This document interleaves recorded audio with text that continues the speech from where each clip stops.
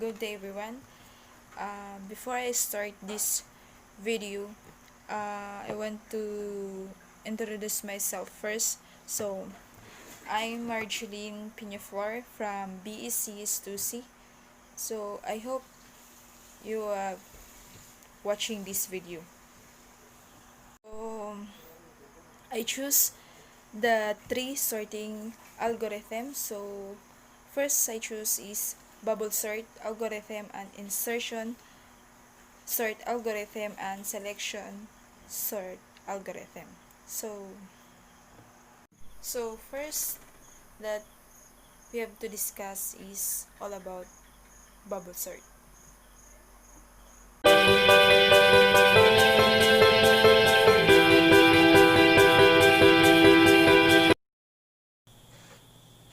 In a bubble sort, we compare the adjacent element and pick out the largest element put in one side.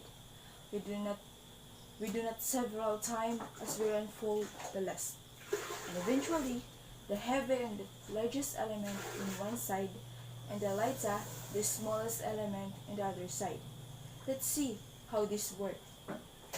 So first, these two. So since 4 is the smallest than 7, we make an exchange also.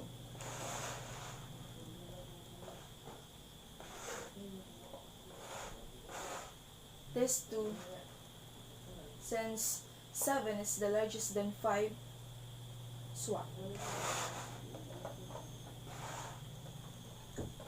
These two, 7 is the largest than 3, swap.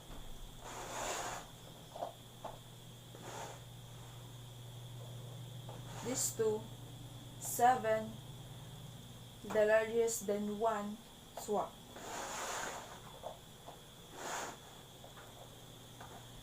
These two, 7 is the smallest than 8, we do not have to swap. These two, 8 is the largest than 1, swap.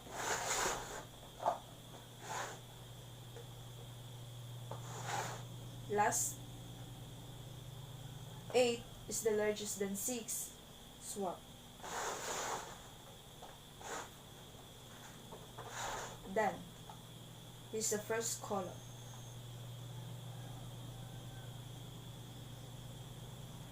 These two, 4 is the smallest than 5, we do not have to swap. These two, 5 is the largest than 3, swap. These two, 5, the largest than 1, swap.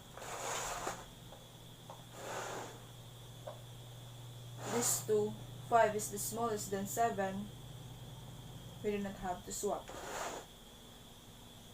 These two, since 7 is the largest than 2, swap. 7 and 6, 7 is the largest than 6, you need to have to swap.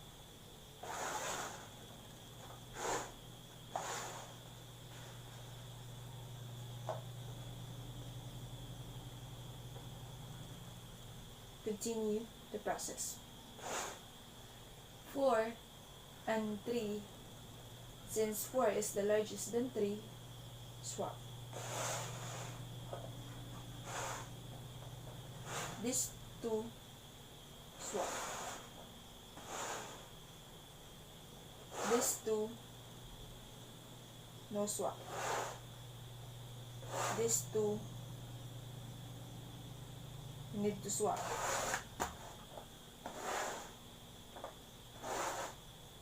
You do not have to swap.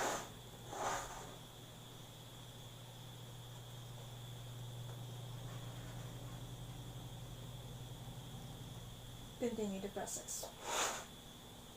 These two, swap. These two, we do not have to swap. These two, 4 is the largest than 2, swap. These two, no swap.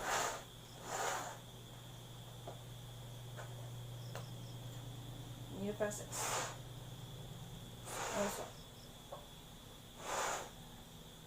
swap.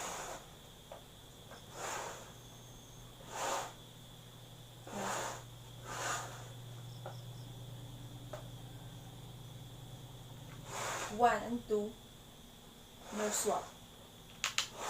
2 and 3, no swap.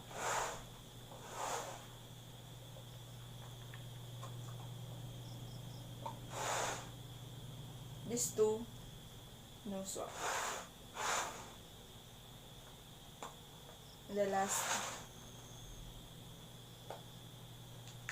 done. And the next is insertion sort algorithm.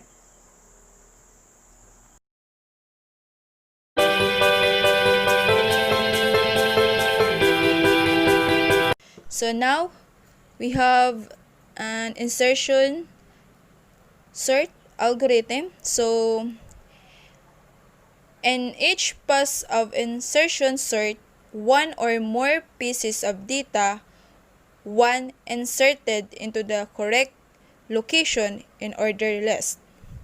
So here the example that already solved for you. Let me explain this. So we have, this is the original list. So we have 6 elements: 1, 2, 3, 4, 5, and 6. We have 6 elements here.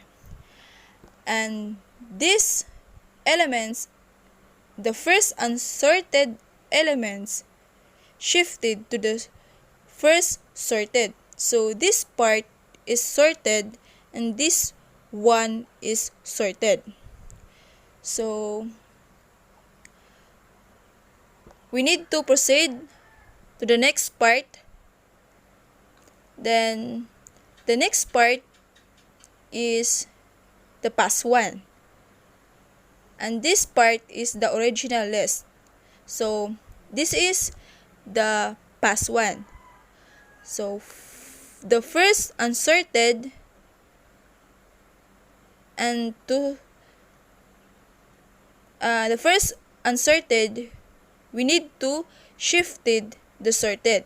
So this 2 part is sorted already because 23 is the smallest than 78. So sorted. Then this part is unsorted. So now the first unsorted is shifted between 23 and 78.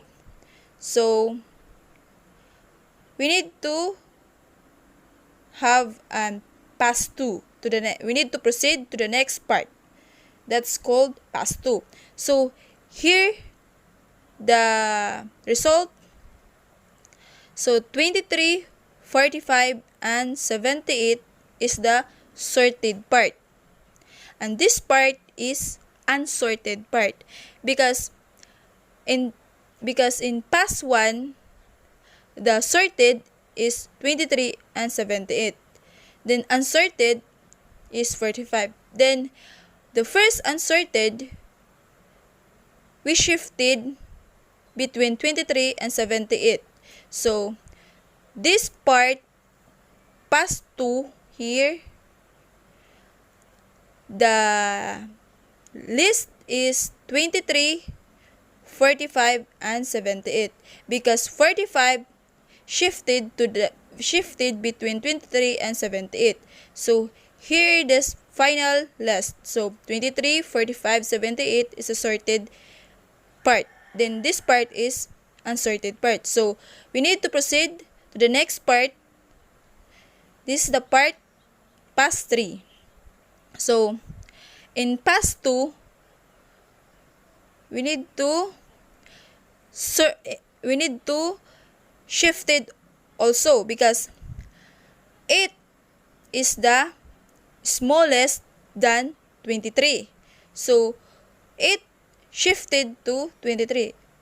or the first unsorted shifted to the first sorted because 8 is the smallest than 23. So,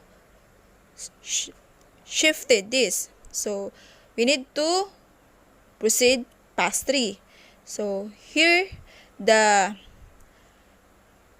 8 or the smallest 8 and will become sorted now because 8 the smallest of 23, then 23 is the smallest of 45, 45 is the smallest than 78. So, here is the result from the past 2. This is the result of past 3. So, this part is unsorted and this part is sorted. So, we need to proceed again to the next part that called past 4 now. So, in past 3, the first unsorted is 32. So, we need to shift it between 23 and 45 because 32 is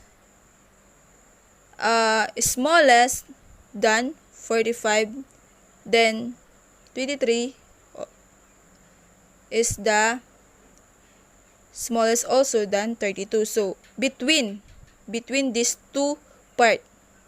So, this part is sorted now. Then, here, the final list, 8, here, 23, here, 32, here. Because, what we said, 32 shifted between 23 and 45. So, between, here, 32 and 45 will become here. So, this is it, 45. Then, copy this 78, it's sorted part of this list. And then, 1 is the unsorted part. So, we need to write the final in these elements. So, this is the final list of this example of insertion. So, this is the final 8, 23, 32, 45, 78, and 56. And the last is we need to back on past 4 because we have unsorted 56 the unsorted, then we need to shift it between 45 and 78. So, shifted now. So, this is now the final list that we called sorted now. 8, 23, 32, 45, 56, 78. From smallest than largest. So, this is the straight insertion sort algorithm example.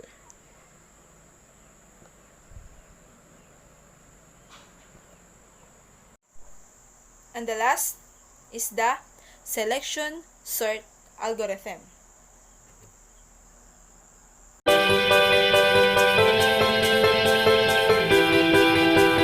And a selection sort algorithm.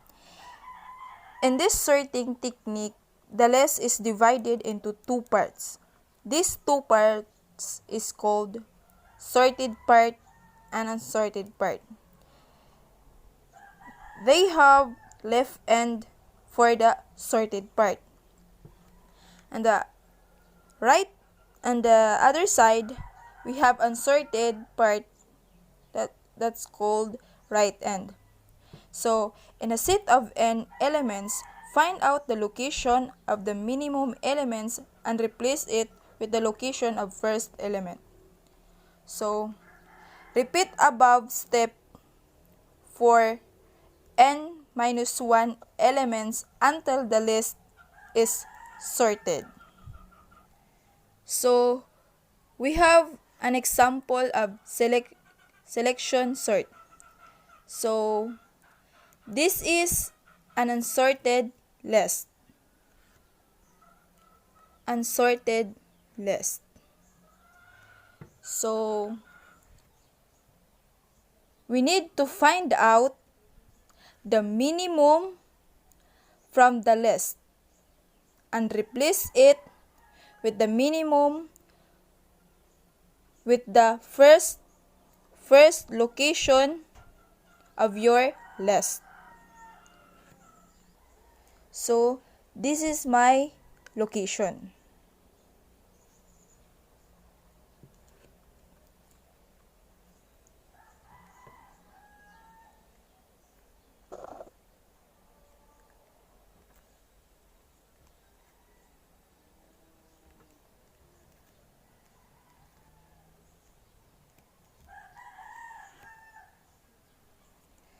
So, first location is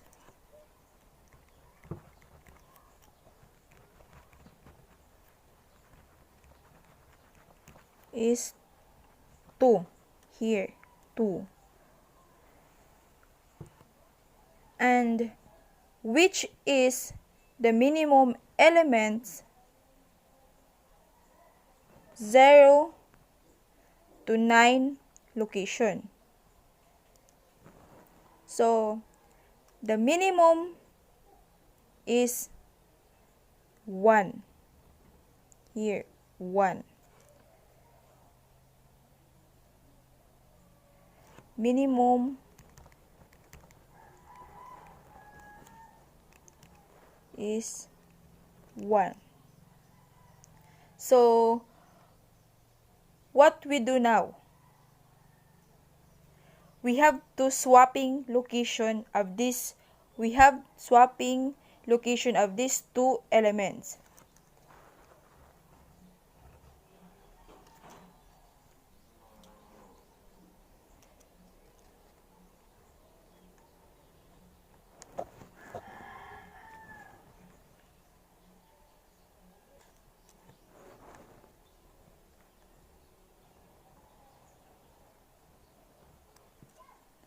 So, since our first location is 2 here, then we need to find out the minimum. So, our minimum here is 1 here. So, in the location 8 and first location is 2, so we need to swap here. So, 1 here, 5,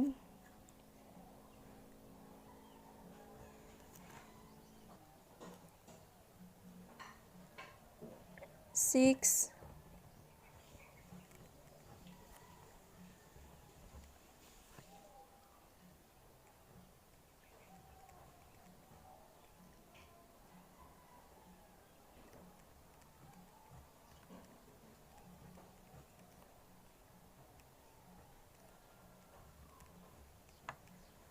7.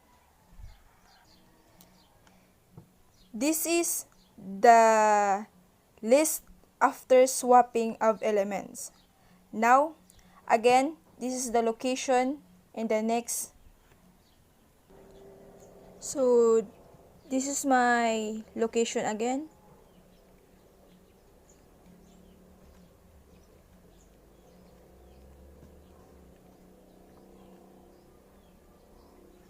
So, I have to compare, or I have to find out the minimum from this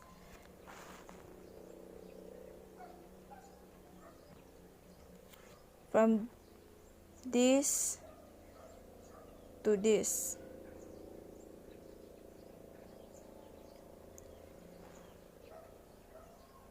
Location 1 to 9. From here to here.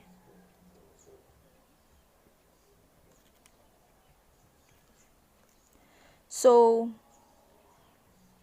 from this list, the minimum elements is 2. So, we need to swap from this location and also here.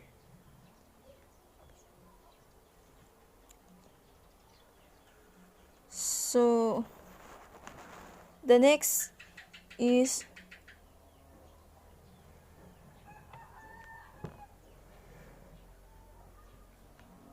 we now have 1. So, since our minimum list is 2, so the 2 will become here. So, 2, then 6, 7, 8,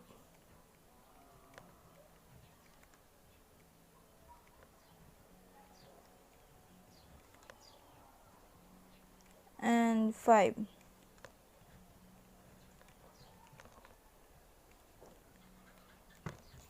So, this is the list after swapping of elements. So now, I will put here the location of this list. I forget.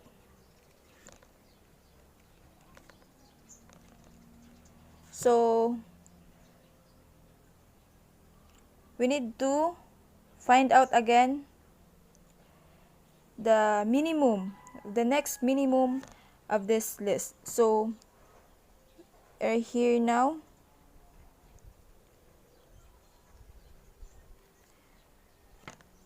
And also to this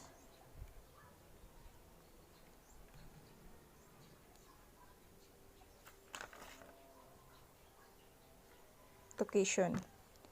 So, we need to find out here location from 2 to location 9. So, the next minimum of this minimum that we need to find out is 5. So, from 2 to 8 location, we need to exchange from here to here.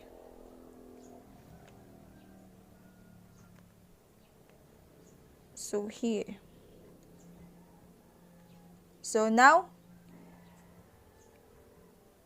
this is the list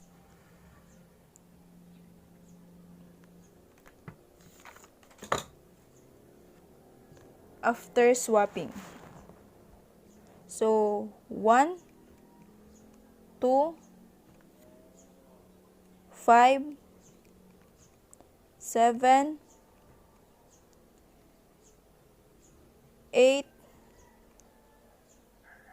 12, 34, 20, 6, and 67. So this is now our final list after swapping. So we need to proceed to the next.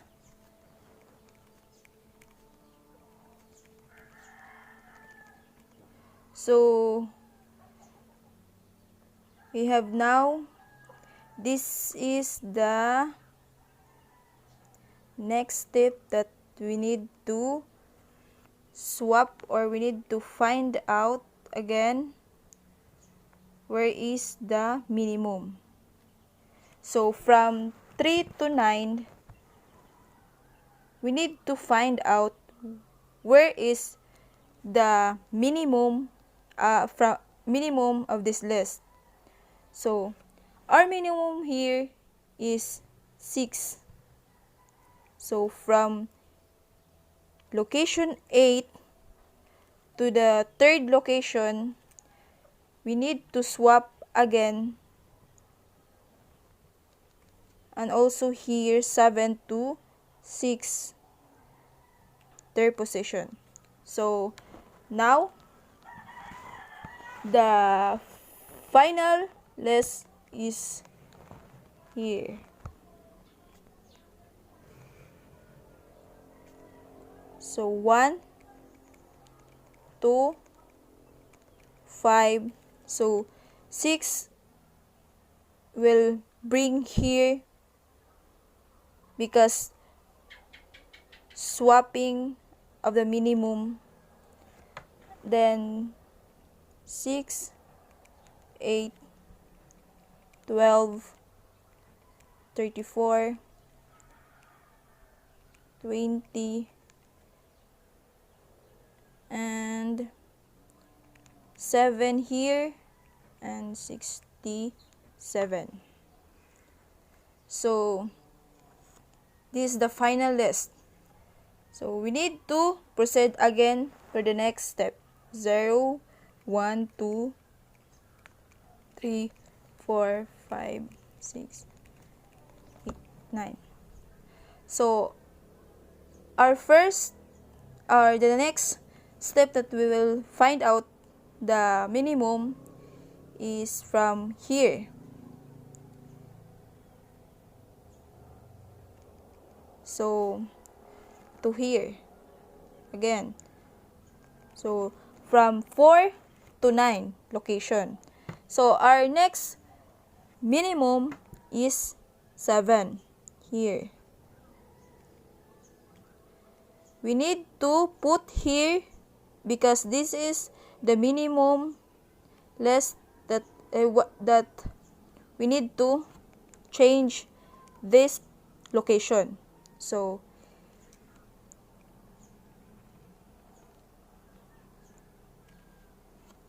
and also here again. So here is the final location.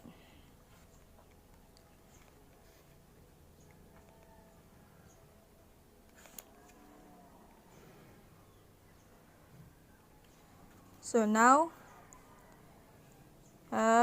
put here 1, 2,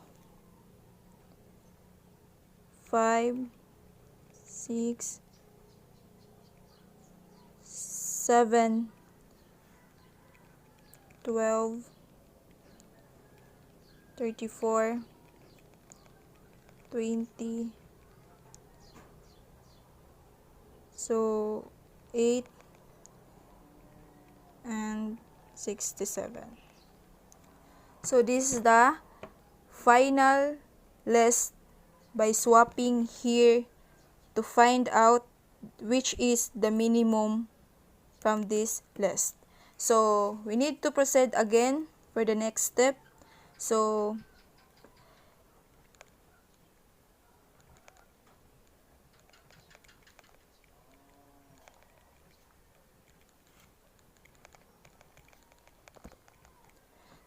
in this list,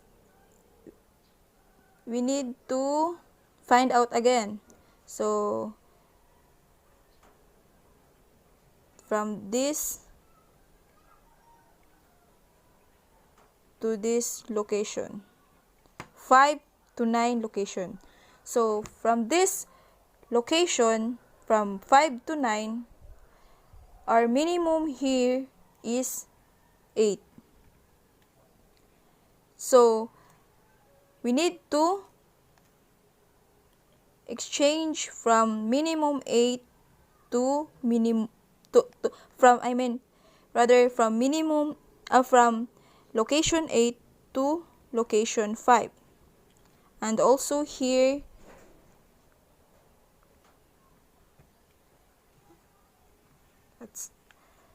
that's the final location. So this is the next final location.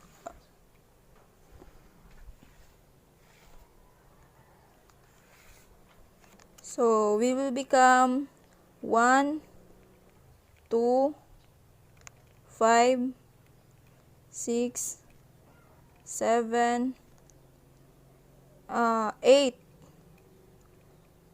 34, 20,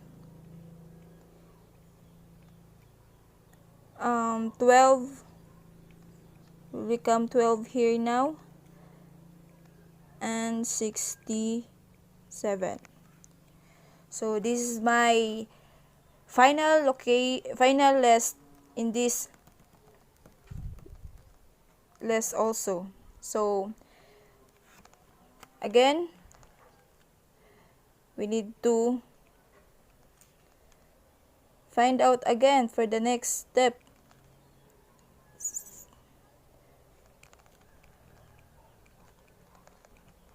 That will be until sorted elements. Then the next is from this location, 6 location to the 9 location.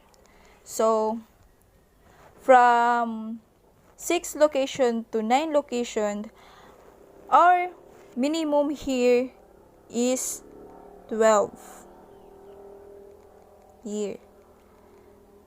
From here to here,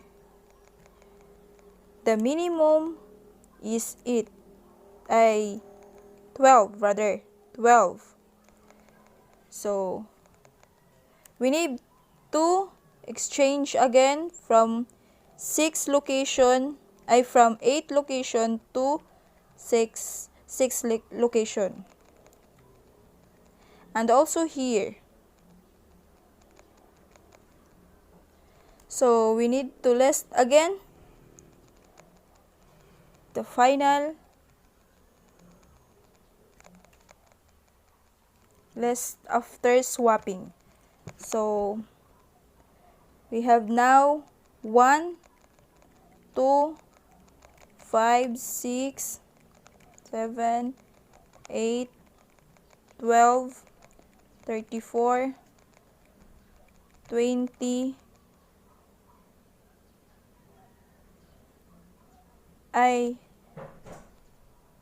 again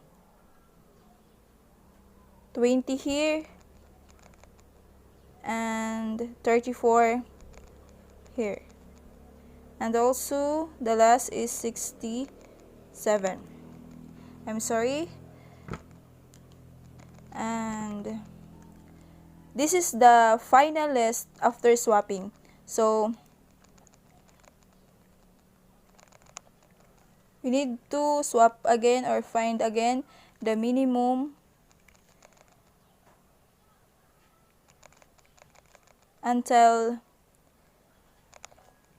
this list is inserted. So next location is from here, location 7 to location 9. From here to here. So the minimum location is 20. So we do not have to swap because this is the minimum. So we do not have to swap. So this is the final.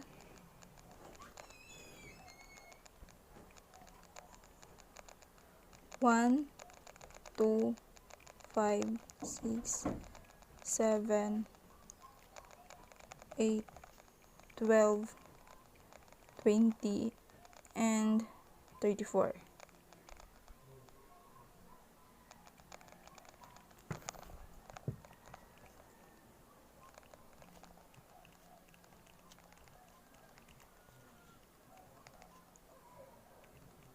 So in this list, the final list is now sorted because from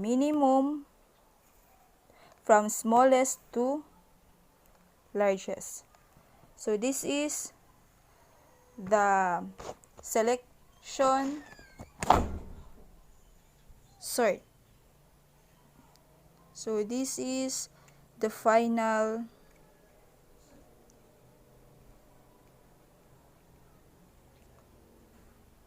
list that we called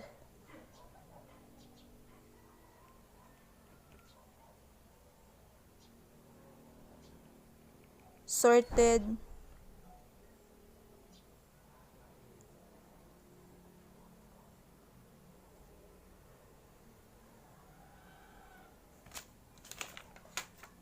so